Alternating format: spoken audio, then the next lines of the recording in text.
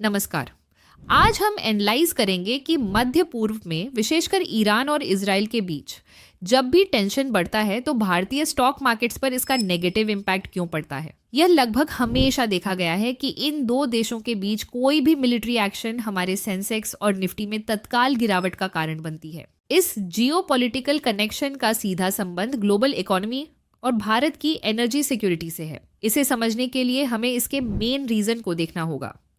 इस पूरी economic chain का सबसे इंपॉर्टेंट फैक्टर है कच्चा तेल यानी क्रूड ऑयल। मिडिल ईस्ट क्षेत्र दुनिया का सबसे बड़ा ऑयल सप्लायर है और ईरान इसके प्रमुख प्रोड्यूसर देशों में से एक है। जब भी इस एरिया में मिलिट्री कॉन्फ्लिक्ट या तनाव की स्थिति बनती है तो ऑयल की सप्लाई चेन टूटने का खतरा पैदा हो जाता है। खास तौर पर स्ट्रेट ऑफ हॉर्मुज जैसे इंपॉर्टेंट शिपिंग रूट से तेल के ट्रांसपोर्ट में रुकावट आने का रिस्क बढ़ जाता है।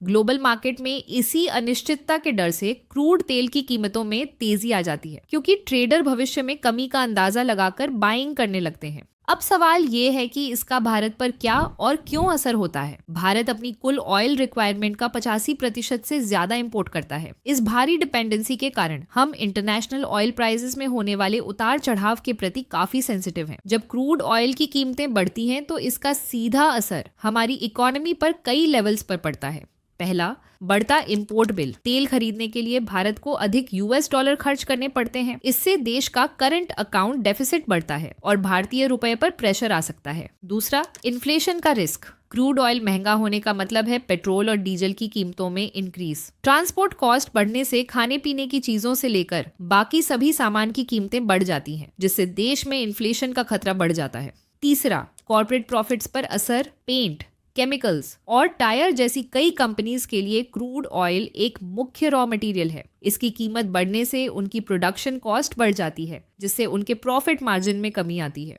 इकोनॉमी के इन नेगेटिव सिग्नल्स का सीधा असर स्टॉक मार्केट के सेंटिमेंट पर पड़ता है। स्टॉक मार्केट हमेशा फ्यूचर के ग्रोथ और प्रॉफिट्स की उम्मीद पर काम करता है। डोमेस्टिक और खास तौर पर फॉरेन इंस्टीट्यूशनल इन्वेस्टर्स ऐसे अनसर्टेन माहौल में अपने पैसे निकालकर सेफ ऑप्शंस में लगाने लगते हैं। अगर आप ऐसे ही और वीडियो देखना चाहते हैं तो अभी हमारे चैनल को सब्सक्राइब करें।